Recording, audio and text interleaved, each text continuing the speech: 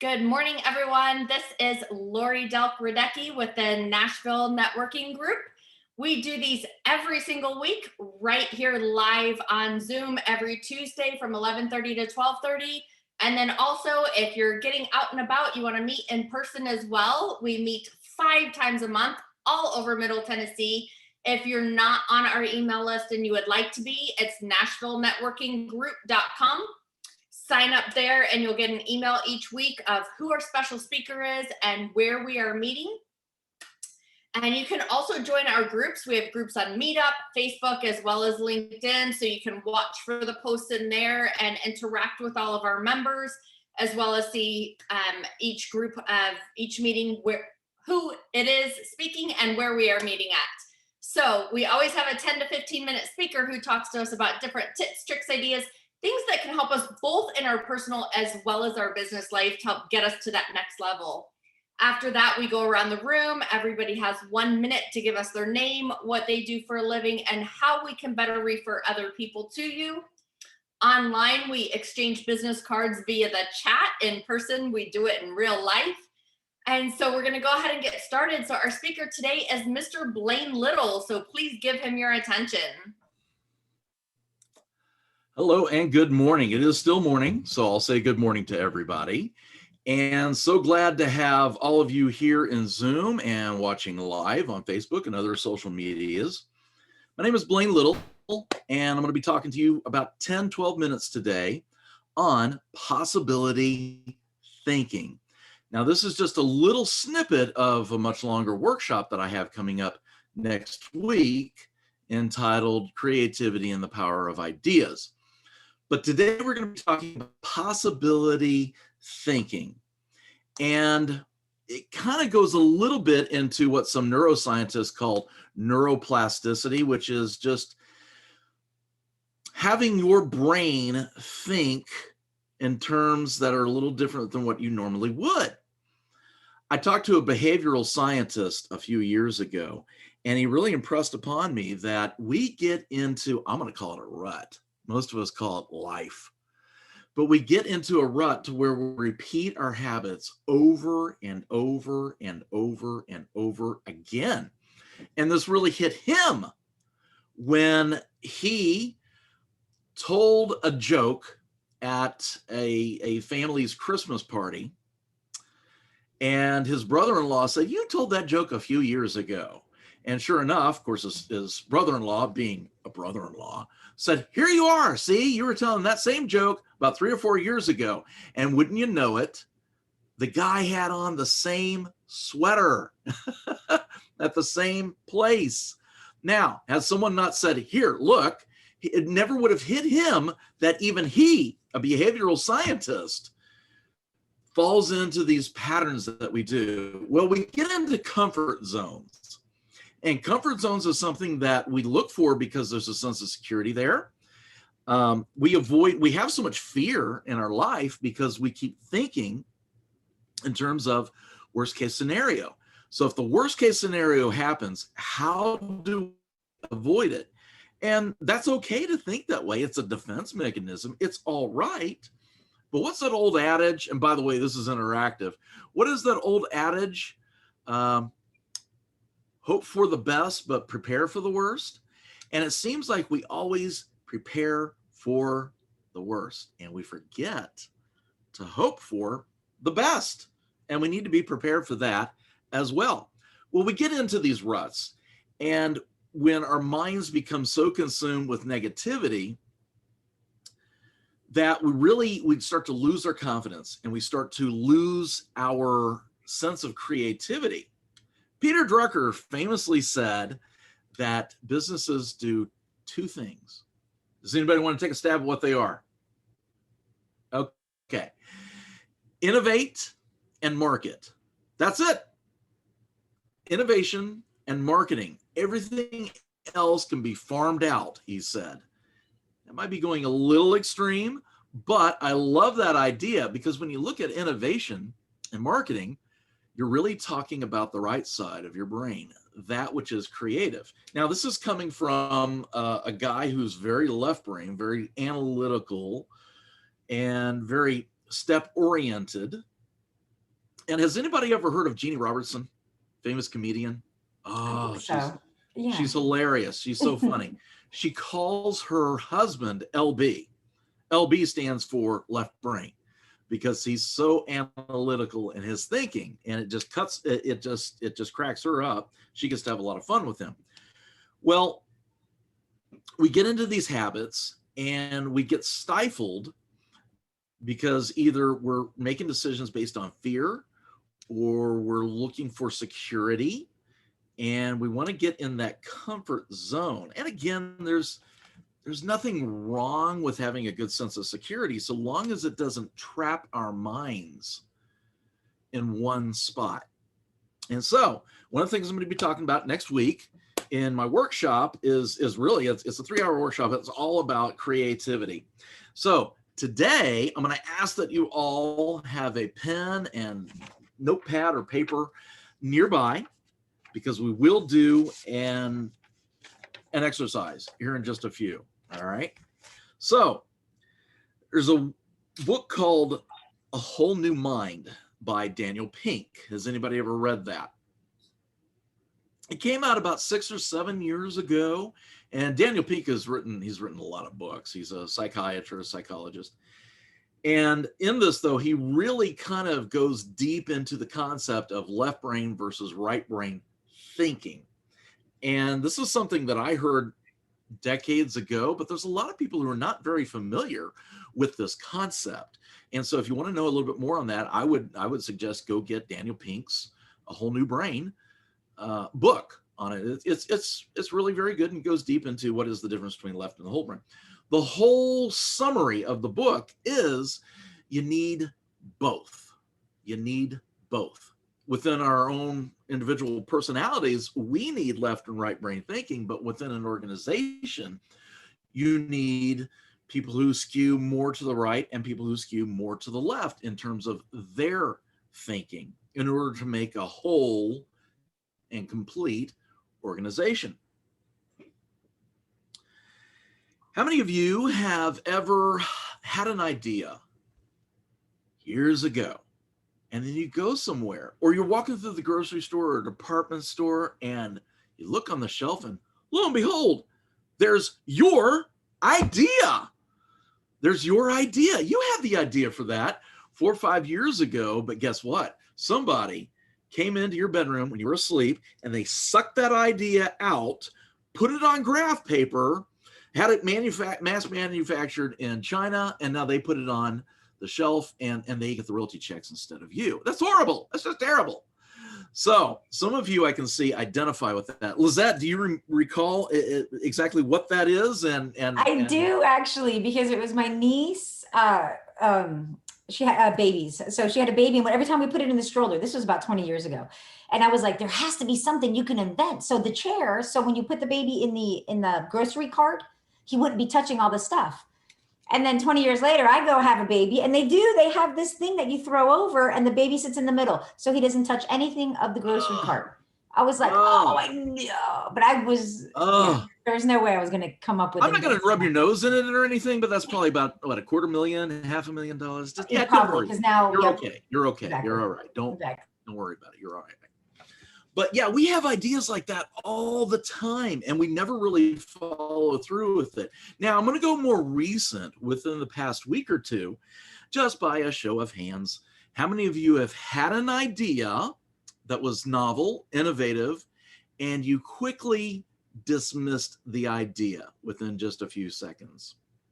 Yeah, I know I have. So why do we do that? Many times we don't think that we have the expertise or the experience, the knowledge that goes into developing something. Here's the thing with creativity. When you talk about an expert, it's largely someone who has knowledge. So maybe they went to school, trade school, or they mentored under someone, and they have experience. Hopefully they have experience. There's a lot of experts out there who don't have much experience calling themselves experts, but that's another workshop.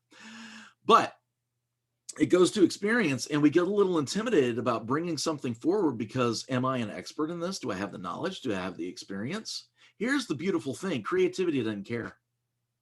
Creativity doesn't care. It doesn't matter what your experience is, your knowledge, whether you are an expert or not. If you have the idea in the first place, then you'll probably have the inspiration to figure out how to develop that. Thomas Edison, what's one of his famous slogans? I didn't fail 10,000 times. I learned 10,000 ways to not invent a light bulb. Well, there was no light bulb before him, so he had to just kind of go in and figure that out.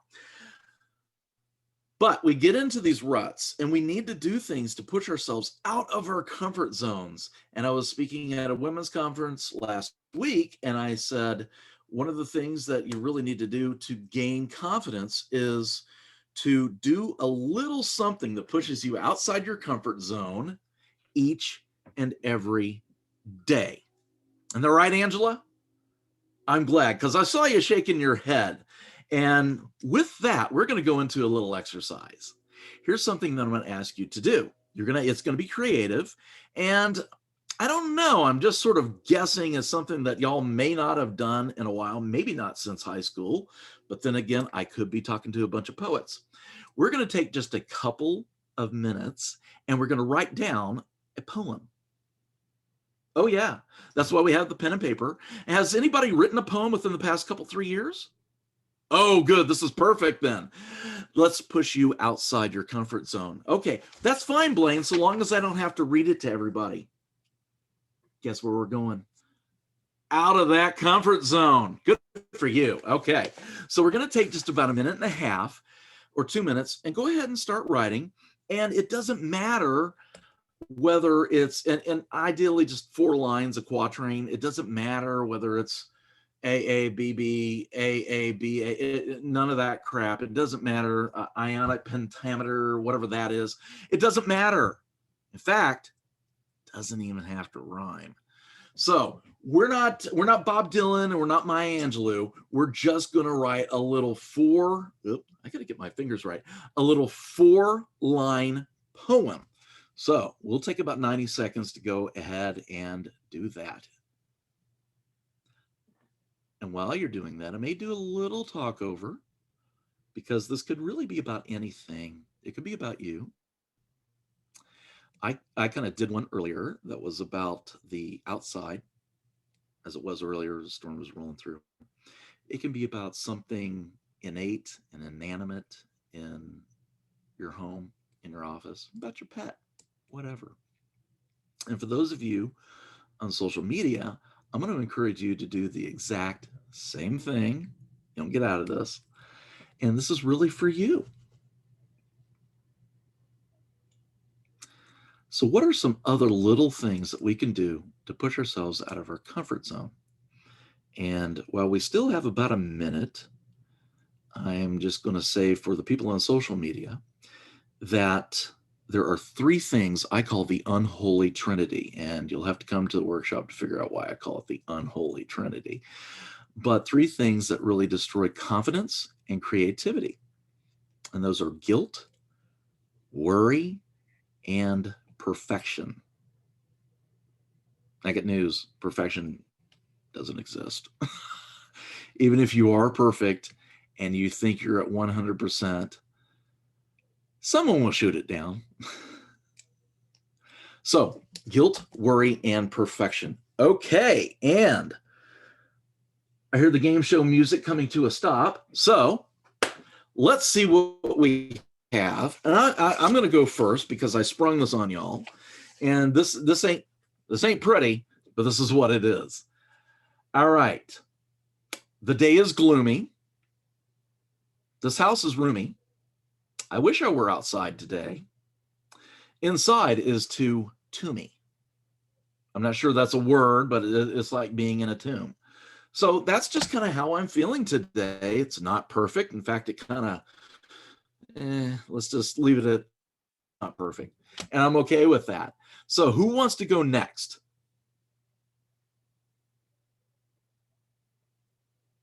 Are we still working? I'll jump in. Just So whatever, even if it's not finished. Thank you, Shannon. it's a rhyme can be fun or it can be a pun. It could make you laugh or make you smile, but mainly it makes you think for a while. Oh, I love that's so good. That's way better than mine. Yeah, that's pretty good. Thank you. Who's next? I'll go. Okay, Lizette. Once upon a midnight sky, I made a wish for you. When the world awoke and said hi, I knew it was you. Ooh, I like that. Thank you. ABAB, my English teacher used to teach me. Okay. So it wasn't until college that I understood what my high school English teacher was saying by ABAB. Anyway, that's another story. So, Miss Lori, our fearless leader, do you have one? Sure, I don't know how much mine follows the rules, but so what I wrote down was, There are no rules. when you focus on gratitude, you will love your life. You'll attract lovely things and people to further enrich your life. Very good. Okay. Very Awesome. good. And Angela? Okay, so when I think of poetry, I think of rap. So I'm gonna rap mine, okay? Or spoken word, yeah. Hello, my name is Angela. I'm part of the Daltons. I have come to heal the brokenhearted and set the captives free. Even though I'm not part of the Waltons, you can find a word of encouragement with me. Oh, that's good. Yeah. That's good. I loved That's it. good. You go, Angela. Wonderful. Everybody did good. I don't know. Did I clap for you, Lizette? Okay. So yeah, that was a whole lot better than mine. But it's not about comparing. It's not about being perfect. It's about doing something that pushes us outside of our comfort zone with our mind. And again, it kind of goes to neuroplasticity. What can we train our brain to do different?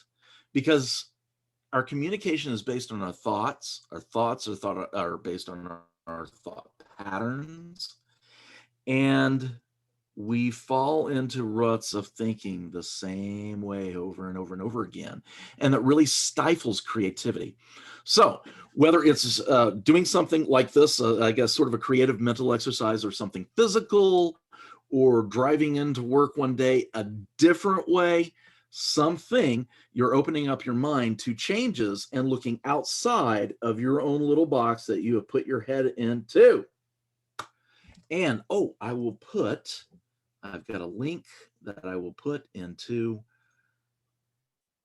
the chat for my Eventbrite live event on Monday. Thank you so much, Lori.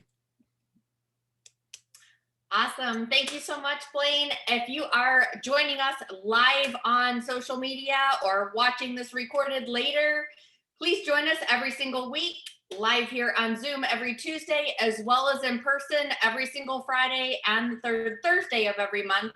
So if you get our schedule, NashvilleNetworkingGroup.com, or as well on LinkedIn, Meetup, and Facebook, you can join our groups. See you next time, guys.